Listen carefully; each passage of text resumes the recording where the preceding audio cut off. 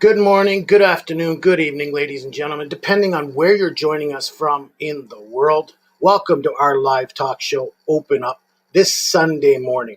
I'm RJ Horner, and I'm the host and facilitator here for Open Up, and I'm also the vice president of Voice in Men 360.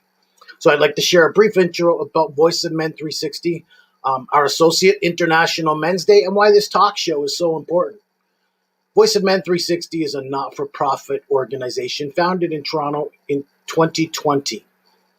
Many boys and men are seeking and help and support in areas of their lives that they just can't manage. And we understand the demands and the support needed. And we have come from a tremendous need to step up and help provide those services to our men and boys in overcoming their life's challenges. We're part of International Men's Day, and IMD they've been serving for over 21 years so far in 90 countries around the world that have joined together doing various activities to support International Men's Day, who also follow 6 pillars which we have adapted for ourselves here in Voice of Men 360. We follow in those footsteps. So open up is so important because we men do not open our hearts. We're not willing to share our thoughts and our matters with everybody.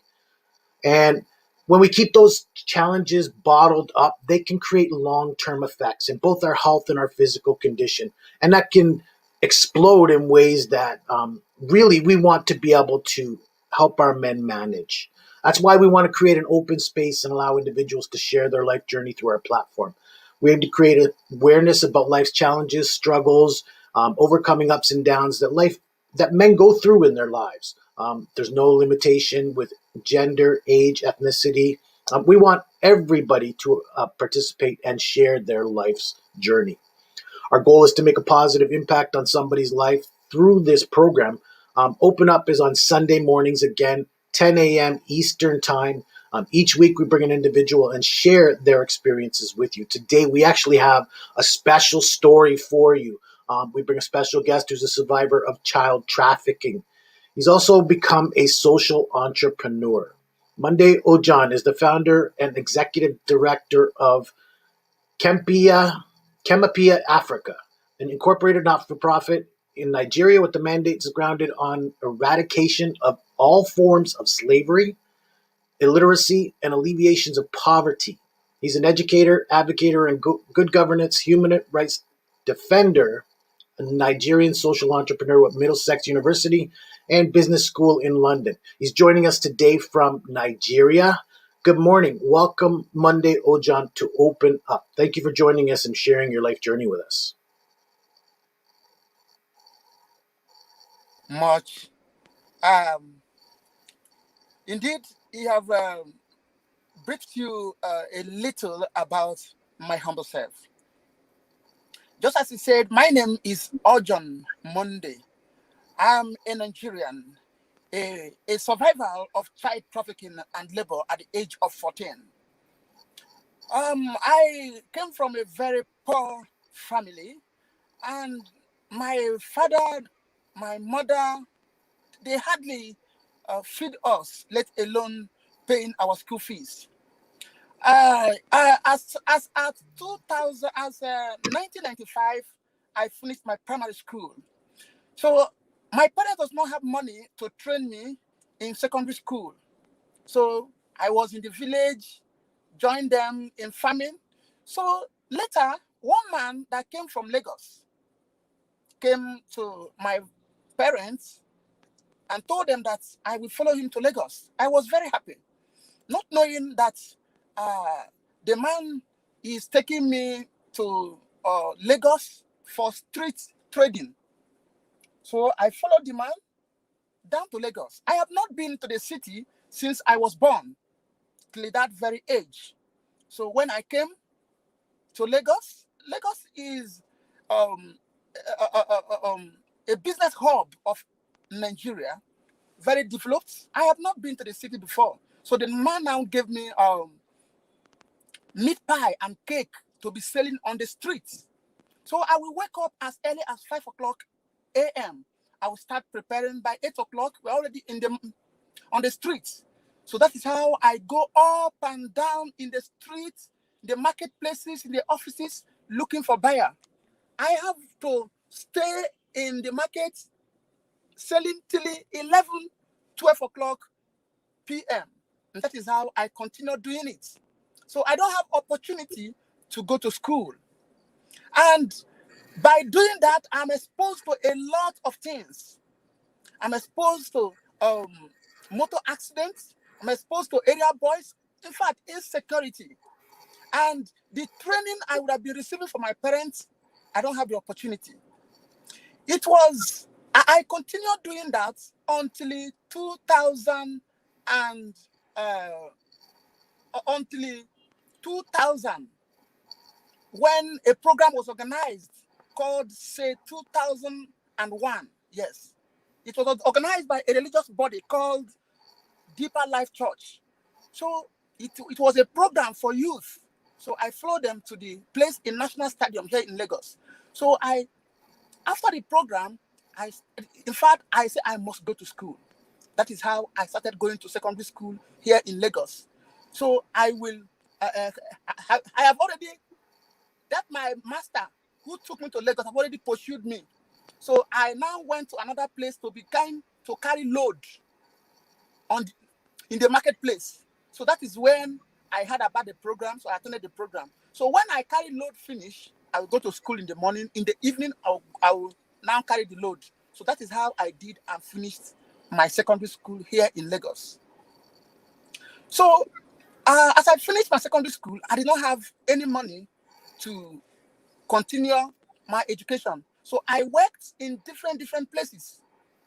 And, in Nigeria here, if you did not have a higher education, it's very, very difficult for you to get a good employment.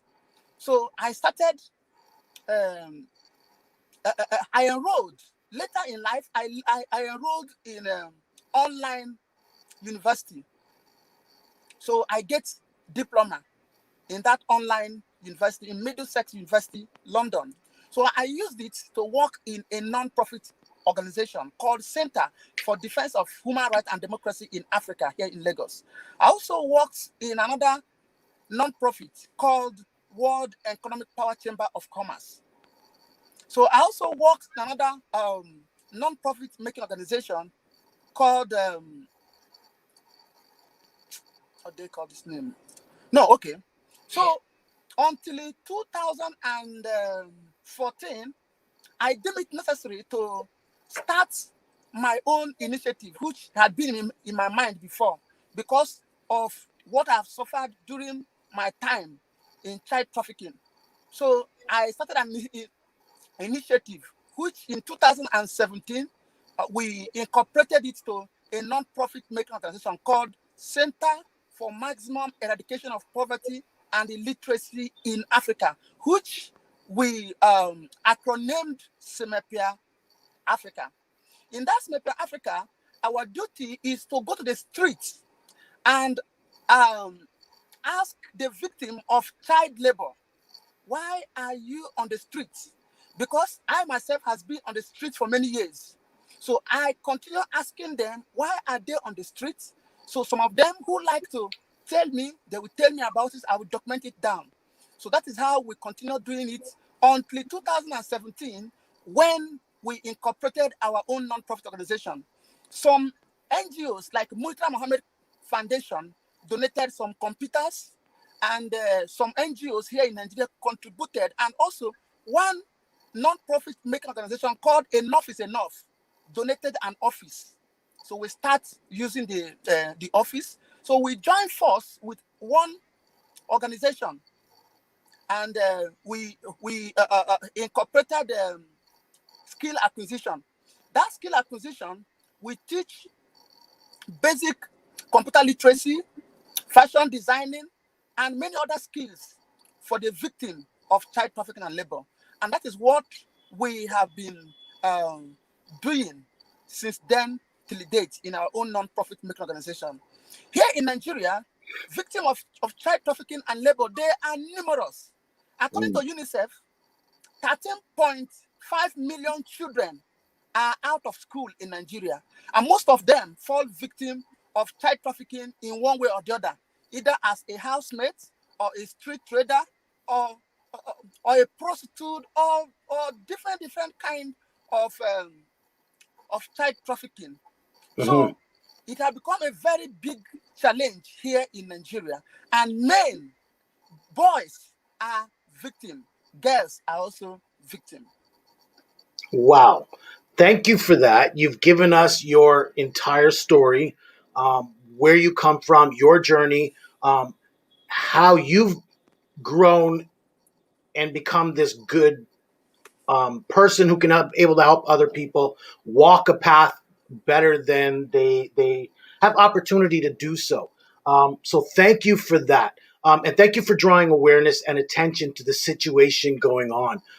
You certainly have some humble and honorable intentions, but we are a show that really likes to walk the life journey. And I like to talk about influences of parents and child influences. So prior to going into this traffic ring, um, would you tell me what led to that? Do you understand what happened at that time? Why your parents had to do that for you? What were your circumstances that led to that, if you wouldn't mind? Uh, Let me get you very well. The circumstances that leads um to my trafficking is what you're asking me for. What led your parents? What led your environment to take you to this road? What led you to become a trafficker before you O- became a trafficker? Before you Okay, became involved in this industry? okay. The main point, the reason for I, my humble self, to become a victim of child trafficking is poverty. Poverty, number one, is poverty. Had it been that my parents has what it takes to train me, they wouldn't have allowed me to follow anybody to the city. I would have been in my own place and go to school until I become a man, and go to school and now go to the city to get a good job. Mm. So the primary aim, one of the brain behind child trafficking and labor today in Nigeria is poverty. Right. And so do you think your parents had honorable intentions? You know what I mean? Were they doing the best for you at that time? Yes, they do their best within the resources at their disposal. And so do you think they were aware that they were sending you off into this circumstance? Did they know what's going on in the city? No, they don't know. They don't know what is going on at all. What the man told them is that he is going to help me continue my education. So, but when we reached the city, opposite was the case. So that's how most people fall victim to that, right? Because their parents think, oh my God, I'm sending my kid off to this better circumstance. They're going to go off and earn a living. That's how people fall into that trap, is it not? And so many families could fall victim to that. Yes, so many families today still allow their children to follow people they know to the city with the hope that they are going to better the life of their children, Mm. because they themselves did not have what it takes to train that child. Right, right. So they're sending them off to a better opportunity, which I mean, that's what, as parents, that's what we want for our children, right? We want the better for them. So, we can't fault the parents who send their children off in these circumstances, but certainly there are many people out there who will take advantage, and we got to teach our boys not to be able to fall victim to that, I think. Please, can you ask So the question again, please? it wasn't really a question; it was really more of a statement. And then, so you would have friends growing up. Like, how long were you in this trafficking industry? How long were you part of this ring? How many years? Okay, I worked with them for 3 years. 3 years. So you Yes, must have made friends with fellow boys, right? You must have had friends with them. yes, I have friends. I have friends within them who also treat me good. You understand? So I have friends with them. So you were able to get out and have a better life, but how many of them don't? And maybe could you tell us why they don't, or what the struggle is while you're in that lifestyle? Now, those people that we were victim together, some of them was not able to make anything in life based on the line they follow. Some of them are still doing the same thing today. But what really helped me was the religious body that I joined, the church that I joined. Number one, in that church, I take challenge because then I don't know how to read fluently. When I see other young children reading, I'm always interested to know how to read. So then I was hungry to go back to school. So immediately the program I told you about came up. So after that program, I was hungry to go to school. So my leader in the church now directed me. But those of my friends that were victim to, who did not have such opportunity to join religious body and get somebody who act like their parents, does not have that kind of opportunity. Wonderful. No, that's exactly, I think, explains the circumstances that people are having to live in places. Now, Nigeria is one of them, and I know there are so many others, that are having to deal with this type of environment. It is an industry. It's a false industry, but it's an industry that we have to get out of existence, right? And I honor you and I applaud you because you go out now and talk to those young boys. And so maybe talk about some of the conversations you have with these boys to encourage them to walk away from this lifestyle. Okay. Now, when I meet anybody on the street, I will because before I don't know how to convince them. I will try my best, but when I begin to have first of all, um I cultivate a friendship with them, so they become my friend. Now they will now tell me all the secrets, what the perpetrators told them when they were coming, that they said that they should come and help them go to school, acquire skill, or become a apprentice. So they, they now give me information. So I will encourage them that for you to become a successful person in life, this is what you will do, this is what you will do, this is what you do. But for we ourselves, what we can offer you now is a skill. If you can be a fashion designer, if you can learn basic computer knowledge, if you can be a caterer, we can take you to our skill acquisition center. So from there, some of them who agree to follow us, we go and learn those skills. But before then, we have to affiliate with the security agents like police and NAPTIP. Because if you just take somebody on the street and go and take him to your skill acquisition, the perpetrator who take him from rural area will come and arrest you that you kidnap his servant. So that is our role. You can go to Semepia Africa in YouTube. So you will see some interview we have granted to many of them. So it is there in YouTube. No, wonderful. I'm glad you get out there and help these boys and give them an opportunity. Do you share your story with them? Is that part of the conversation or the building of the friendship? Sure. And how well Yes. do they take to that? Now I do tell them that this thing that you are doing, I have done it before. And if not, that I deviated from this area to other area in life, I would have remained the same. So some of them, because they are children, they have not understand. Some did not understand what I'm saying. You understand? They don't understand. Some of them are from rural area. They never come to town before. When you're telling them something, they don't understand. But few of them that understand that if, like, as they are trekking on the street, if you use rope to trace where they trek on daily basis, they can go like 5 miles, 10 miles as they are going up and down selling something on the street. So some of them understand, but some are also afraid to come out from their master's hand. That they will say, my master will beat me, my master will do this, my master will do that. So I do encourage them that, yes, your master is your master, but this thing that you are doing does not have future. Sure. And then so why doesn't it have a future? What are some of the concerns or the lifestyle that people live? Like what happens to them out on the streets? Okay. There are many things that happen to the children on the streets. Number one, the children are exposed to insecurity. Some of them get accidents. Some of them smoke cigarettes. Some of them join gang of stealing. Some of the girls from there, they begin to prostitute.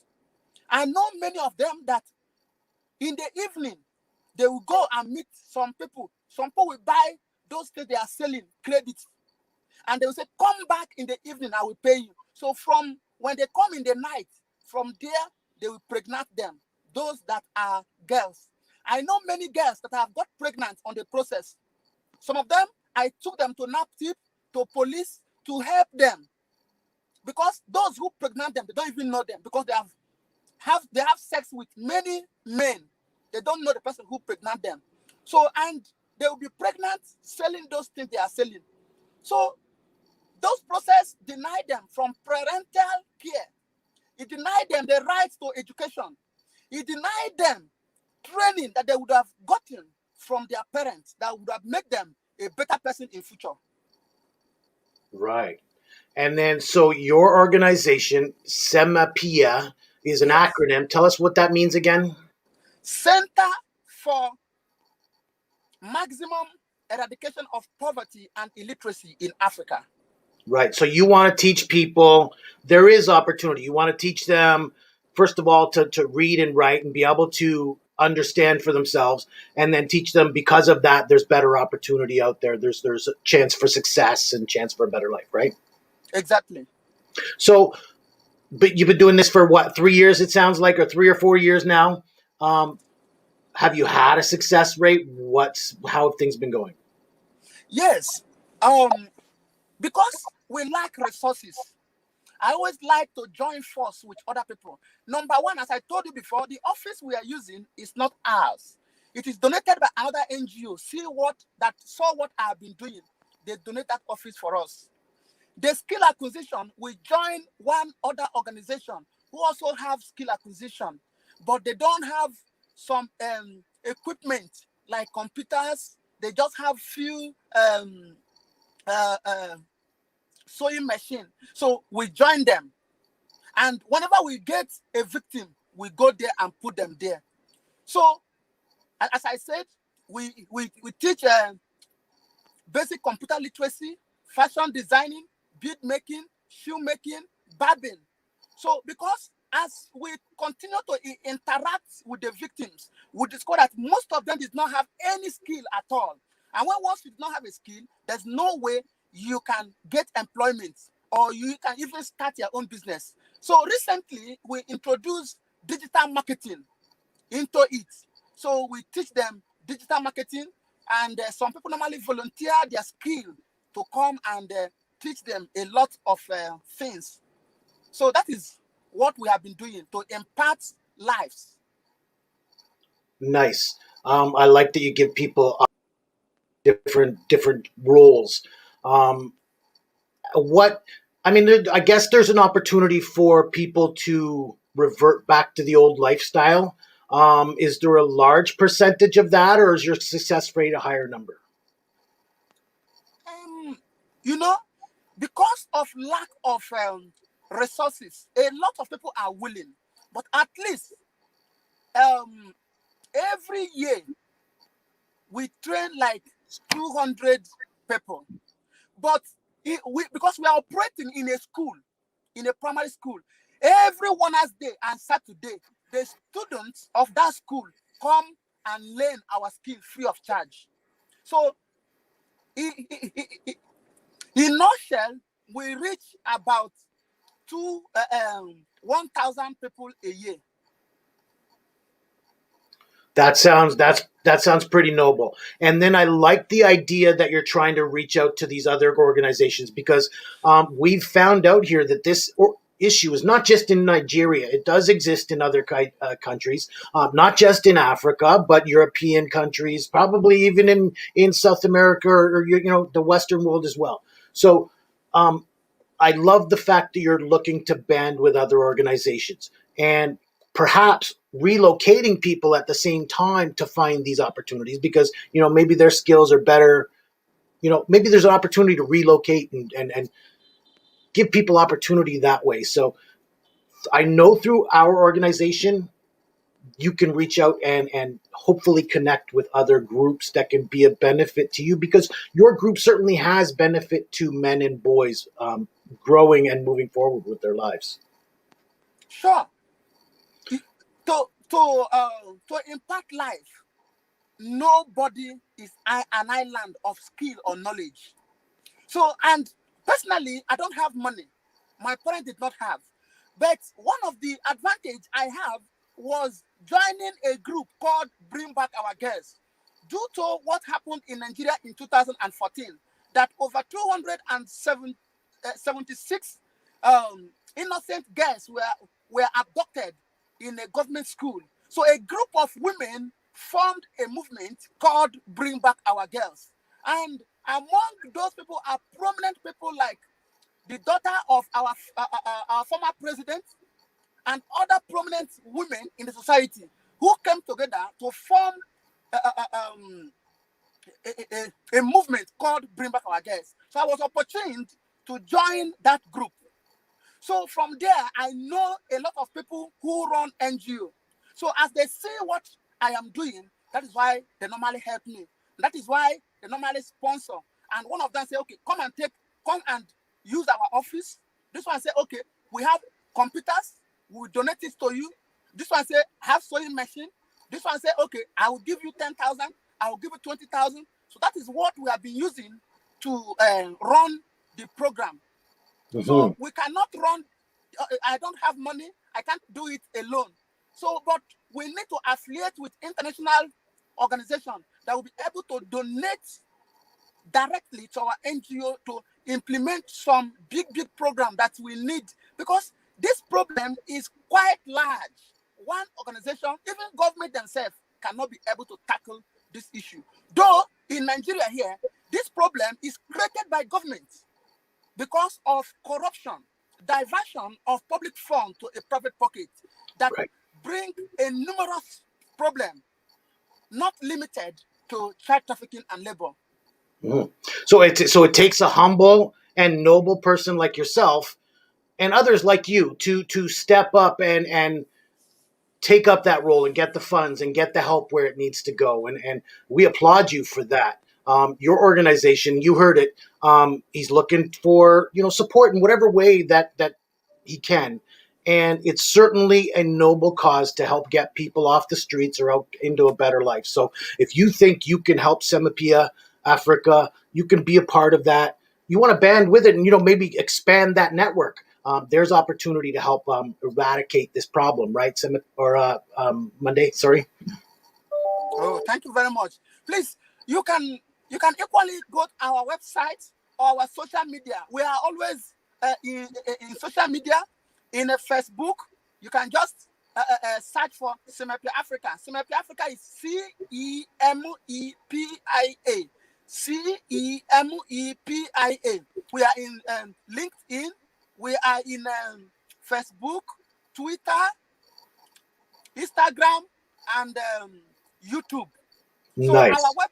our website is www.semapiaafrica.org. .org. Yes, .org.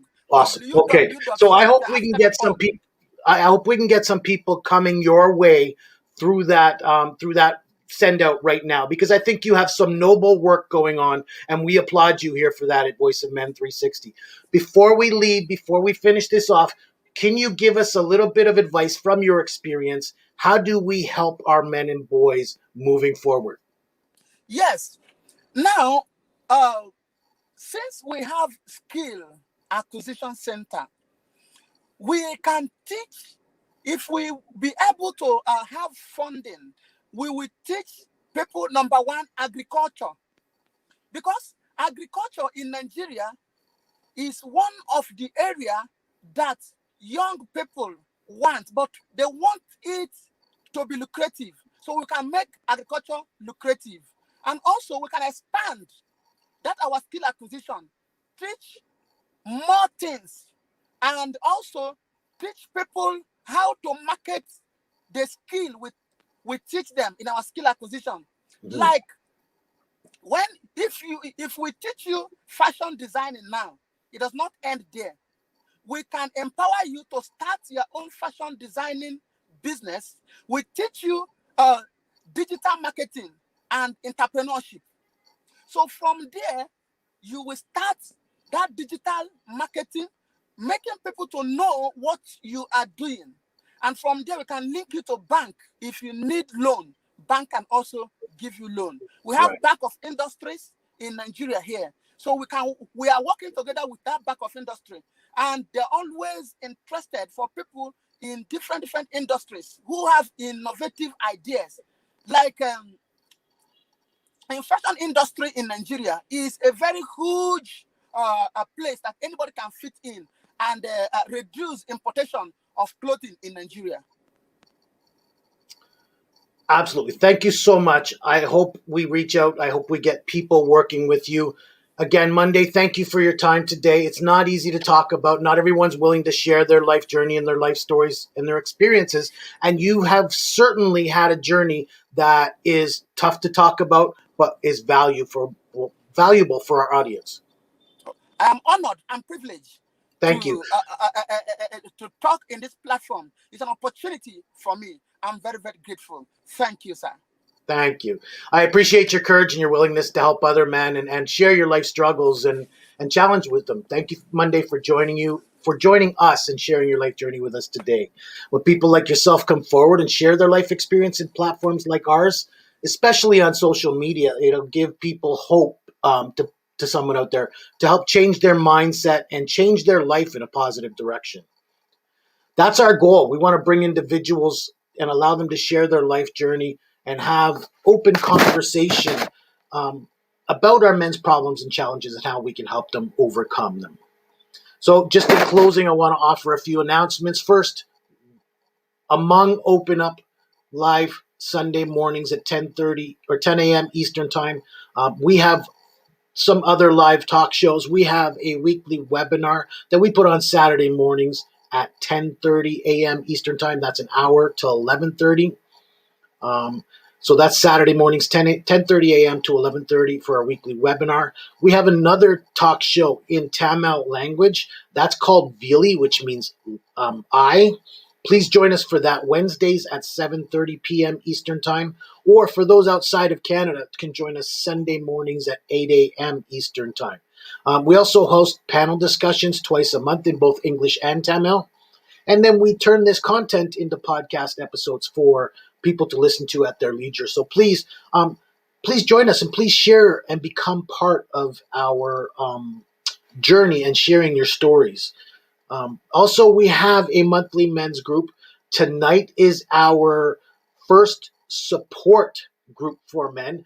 We have switched the panel from a panel discussion to a support group for men. So please join us tonight, Sunday, April 18th, and the third Sunday of every month from 7 to 8 p.m. Eastern Time. Again, this is only for men. It's a men's only support group. Please join us tonight and every third Sunday. Thank you for that. Today, again, that's today, April 18th, and every third Sunday. There are no limitations with age, ethnicity, nationality, ethnic groups. We want everybody to participate and share their story. If you want to be a guest on our shows or willing to be a part of our organization to help us, whether indirectly or directly, please reach out to us. We'd love any help from individuals, organizations, communities, organizations, governments, or corporations who may be able to offer greater support to this voice of men that we're trying to raise. So we are Voice of Men 360. You can reach out to us through our phone number, 437-889-8329. Once again, our phone number is 437-889-8329. Email us at info@voiceofmen360.org. And our website, once again, is www.voiceofmen360.org.